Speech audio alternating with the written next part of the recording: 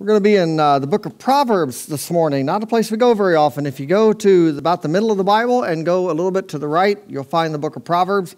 If you don't have a Bible with you this morning, please feel free to use the one that's in the pew in front of you. And if you don't own one, take that one home with you this morning as our gift to you. Proverbs chapter 6, I'm just going to be reading three verses there in the middle of the chapter, beginning on verse 6. Go to the ant, you sluggard. Consider its ways and be wise. It has no commander, no overseer or ruler, yet it stores its provisions in summer and gathers its food at harvest. Word of God for the people of God. It's called failure to launch syndrome. It's a growing concern for educators and parents across the nation, maybe even across the world, though it does seem to be a somewhat uniquely American issue. It's an issue that's grown really out of the creation of a new phase of life, adolescence. Now, puberty has always been a thing, but adolescence and the idea of the American teenager was unknown until the 1940s. But even that idea has changed in the last few years. Adolescence used to extend from 12 to 18. Now, in some cases, we're told it can extend to age 30, as record numbers of young people today find themselves somehow stuck in the transition between childhood and adulthood. One report puts it this way, it says, despite attending college in record numbers, millennials seem to struggle to move on to the next phase of life. Just a decade ago, a healthy majority of young adults were able to successfully fledge. Now those who've managed to leave the nest are a minority. Granted, it's a more challenging job market out there than what existed in the last couple of generations. But there are other factors at play here as well, not the least of which is the fact that we haven't always prepared our teenagers well, our young adults well, for financial success. In our consumer culture, as we talked about last week, when we rack up incredible debt, maybe failure to launch has more to do with us than it does with our kids. Last Sunday, we began this 3-week series focused on issues surrounding money, and I know this is not a comfortable topic, and I have the advantage of preaching to you via video while I'm safely at home this morning. But for the most part, messages like this are confined to one time a year, even though some folks think this is all the church ever talks about. But if we're going to be faithful followers of Jesus, trying to live the way that He calls His people to live, we're obligated to find ways to allow Him to be Lord over all of our lives, including our wallets, including our financial resources. So we've called this series Greater Than, because it's the witness of Scripture that when we allow Jesus to be Lord of all, including our back pocket or our purses where our wallets are, we'll truly experience a life that is greater than we can imagine on our own. And so last week we began to talk about the 3 biblical principles regarding money. Remember, the first one was give generously, because giving opens our hearts and it helps us to focus on the needs of others rather than the wants that we have. We're called to extravagant generosity, hilarious giving. For the second biblical principle, though, we were going to turn this morning to an ancient book of wisdom, thought to have been mostly written, or at least collected, by King Solomon, and that's the book of Proverbs. Now, I'm going to guess you probably haven't heard many sermons from this book. I know I haven't preached very many in 25 or so years. There's not a lot of structure to it. It makes it difficult to preach from Proverbs.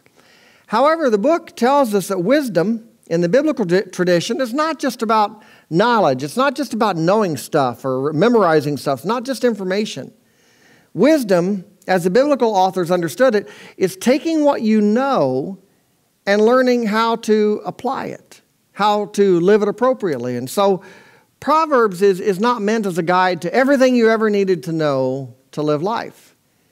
It's a practical book full of advice on how to live in certain situations. The beginning of this book indicates it was sort of a guide to life from a father, maybe Solomon, to his son. And in a lot of the book, it contrasts 2 different ways of life. There's the wise life and there's the foolish life. And of course, the goal of Proverbs is to help the son and anybody else who reads it to live a wise life. And so when you read the book, all sorts of topics that are covered in these 31 chapters, from singleness to marriage, from truth-telling to modesty. But in chapter 6, we come to a collection of warnings against following the wrong path, the foolish path. the path of, as one translation puts it, the path of folly. And in the few verses we read this morning, the writer tells his son to look at an unlikely creature as an example. He tells his son to go to the ant, or we might put it this way, to consider the ant. Now, I don't know about you, but the ant is not something I'm accustomed to looking at as an example. More often, I'm outside our front door with a squirt bottle, trying to get them from coming inside the house, a squirt bottle full of ant killer. My hyper-focus on the ants around our house probably goes back several years ago when we decided in the parsonage we lived in before coming to Terre Haute that we were going to repaint the kids' bedrooms. We're going to give them a new look, a fresh look. And so we started in Christopher's room, and as we started moving the furniture out from the wall, we noticed that there were some ants lurking around his bed. That didn't strike me as odd. I mean, both kids' rooms were in the basement. Sometimes you get some ants or some creepy crawlers. That wasn't unusual. It was when we pulled the bed fully away from the wall and discovered his stash of food, along with hundreds, maybe thousands of ants, that we realized why they were there. He was a preteen boy at that time with an insatiable appetite. And apparently, going upstairs to the kitchen in the middle of the night when hunger struck was just too hard. And so he started hoarding food in his room just in case he needed it. And the ants were okay with that. They loved it. They moved into his room. And the painting project, that took a little longer because we had to do some exterminating first. So that's my impression of ants. But in reality, ants are actually pretty amazing creatures. There are over 12,000 species of ants in the world today, which is an astounding figure to think about. It also makes me wonder who has time to count all those ants. Of course, one of the most amazing abilities ants have is that they can lift things that are 20 times their own weight. And some queen ants will have over 1 million babies in their lifetimes. Think about that, moms. 1 million babies in their lifetime. In their work life, ants have one sole focus, one purpose. They go out to acquire and bring back food every day, without fail, without rest. Their single job is to provide for the colony. They live their entire lives with a singular focus. And that's the example that the author of Proverbs admires. It's kind of amazing when you think about it. This son, who has a gift of speech and a brain larger than a whole anthill, is told to bend down and look at the ant as an example to follow. And if we pay attention to these few verses in the middle of chapter 6, I think we'll find 3 ideas that will help us follow the second biblical principle, which is save wisely. First is this: saving is an act of wisdom, not foolishness. The writer here is using the ant as an example of wisdom to help correct the actions of somebody he labels as a sluggard. In other translations, this person is called lazybones or a lazy fool. Laziness here is equated with a refusal to work, and it's seen as an example of stupidity compared to the constantly working ant, the embodiment of some form of wisdom, according to Proverbs.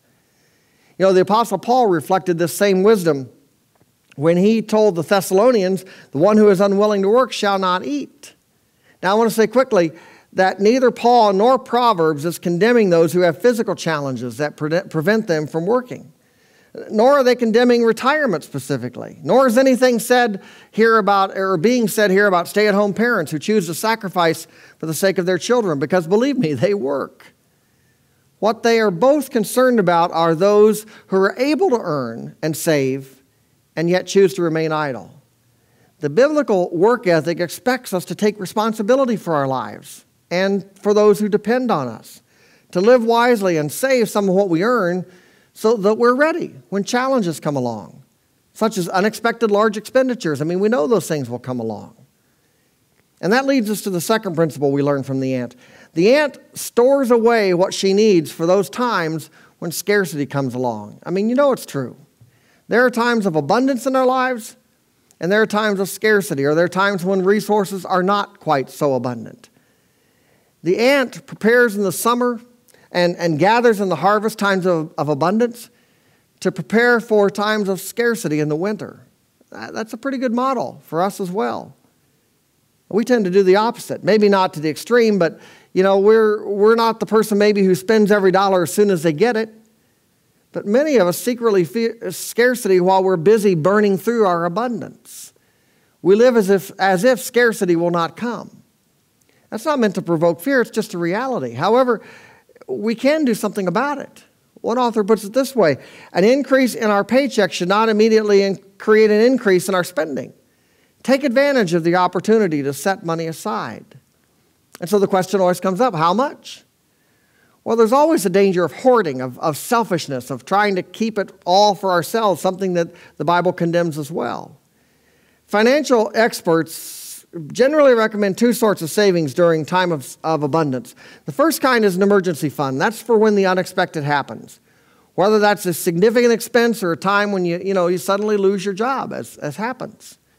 There's no magic number, but most financial planners that I've checked with suggest starting with setting aside about $1,500, eventually building it up to where you have 3 to 6 months of salary saved in case it takes time to replace your lost income. So for instance, if we get a tax refund check in the spring, our first inclination is to buy something extra with it. I know that temptation. We've done that ourselves. You take that money, use that extra money to get something we wanted. Not necessarily something we needed, but something we wanted. Maybe we didn't have the money for it in the regular budget, and we've been looking at it, eyeing it. But what if we treated that perhaps unexpected income as a good way to boost our savings? Rather than spending it on something you don't really need, why not use it to follow the example of the ant and begin to save wisely? Now, the second kind of fund financial planners suggest is longer-term savings. And one of the reasons for this, one of the big reasons, a phase of life that we're in right now, has to do with the expense of the cost of a college education. In 2017, the average student loan debt for a graduate is $37,172. That's the average student loan for someone starting into the job market. Making minimum payments, that'll take a long time to pay off, especially for those who begin at what we call entry-level positions or entry-level salaries. Made me think of a cartoon I saw several years ago that had an older couple writing checks. And she says to him, our Social Security check would go further if we didn't have to pay so much for your college loans. Now, maybe that's funny, but it's more and more true today. I had a great example from my parents who put away money for both my brother and I to go to college. I think they did that from the day we were born, and I later learned they've been doing the same thing for my kids and my brother's daughter as soon as they were born. Now, I remember as a kid, there were times I wanted something, and I would just protest loudly when I was told we didn't have the money for that. And I look back now and I think, in the long term, whatever it was that I wanted so badly would have been broken and thrown away by now. But my folks were determined to save so that we didn't have any college debt. And that's been more of a long-term benefit than any toy or item I could have bought. We've been set on doing the same thing for our kids. I started a savings plan and then converted it into one of those 529 investment plans for their college funds. And not everyone can put away large sums of money, and we haven't been able to put big amounts of money. I get that. We haven't had large sums to put away most of our married life, but we started early, put a little way here, a little way there. The reality is that anything we save will only benefit us in the long run. And longer-term saving is something we need to have as a financial priority for college expenses, probably first, and then retirement. Do you know how much you'll need for retirement? Have you had that conversation about what you will have to do to make that happen? Most of us have not. We don't follow the example of the ant. I remember Dr. Kinghorn, one of my seminary professors, telling us that if we just put a bit more than the minimum to our pension fund every year, he said, you'll be amazed at how much it grows. But when I got into full-time ministry, I started at below conference minimum salary, and so that was hard to do. One financial planner suggests that if a person at age 16 puts $2,000 into a mutual fund, just basically following the annual return of the stock market with its ups and downs, and does the same thing for the next 2 years, and then never puts another penny into that same fund, that basic $6,000 investment, even with the ups and downs of the investment world, will have turned into over $500,000 set aside for retirement. It doesn't have to be complicated. It doesn't have to be costly to go to the ant, to follow the principles of using times of abundance and scarcity to our advantage. The third principle then is persistence. Proverbs says the ant has no commander, no overseer, no ruler. In other words, the ant has nobody telling him or her what to do. And yet the ant still doggedly pursues his goals. One commentator describes the ant this way: by being responsible for her task, she blesses her community. Now, biology would probably tell us that the ant operates solely on instinct. In other words, that's what the ant is programmed to do. But that doesn't mean that the principle's bad. I mean, the so-called programming came, after all, from God. The wisest man in history, Solomon, is telling us that this example is one we should follow. Persistence, perseverance, stubbornness, whatever you want to call it. We need a big dose of it if we're going to get to the point where we're financially secure and stable. It's easy to give up. I know that. It's easy to give in to the voices that whisper, you can't do this. You don't have the discipline. You don't have the time or the energy to devote to this. You don't even know where to begin. Times like that, we need to have made a plan and decided ahead of time that this is what we're going to do. And we're going to be persistent and press on, no matter the objections. But what about those who already have a hard time paying their bills? I mean, how does saving wisely fit into our lives? I mean, let's be honest. Sometimes circumstances that are out of our control have robbed us of the ability to provide for our future. But other times, there are times it's been our own bad choices, our own impulsive purchases, or our waste. I mean, in our own lives, I think we were better savers when we made less than we have been in the last few years. But we also didn't have kids when we were early on in ministry and marriage. We also, did a better job at limiting things we think and thought we needed. And that was before Amazon.com as well. Anything you want, 2-day shipping. I mean, who can pass that up? That's why this principle is called save wisely. We need wisdom. And for many of us, we need better judgment about how we spend and the kind of debt we get into. The ancient writers were no stranger to that idea. They knew that if we ended up in a lot of debt, we find ourselves in a form of slavery, of bondage. Many of us know the verse, Proverbs 22:6, in the King James. That's how I learned it. It says, train up a child in the way he should go, and when he is old, he will not depart from it. The NIV has updated the language to this. It says, start children off on the way they should go, and even when they are old, they will not turn from it. Now, we usually apply that to all sorts of moral and religious training. You know what verse 7 says, the very next verse? Here it is. The rich rule over the poor, and the borrower is slave to the lender.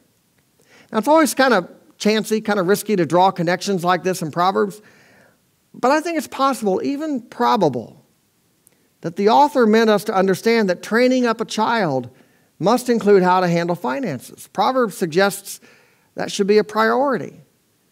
We're to set a good example by not ending up as a slave ourselves to the one who lent us money. I mean, the psalmist understood this too. In Psalm 37, the wicked borrow and do not repay, but the righteous give generously. You see the pattern? We work to get ourselves in a place where we can set a good example, to save wisely and become generous people, because that's the point. I mean, the reason for saving wisely is not so that we can build an empire for ourselves or a massive pile of personal wealth.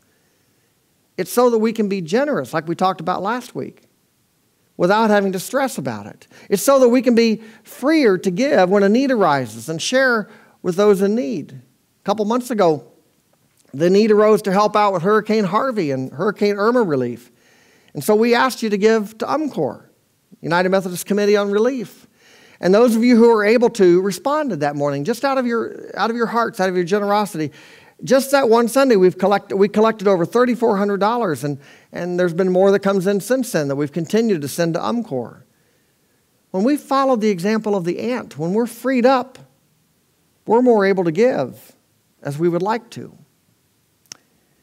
When I was a student at Asbury Seminary, Ralph Waldo Beeson passed away.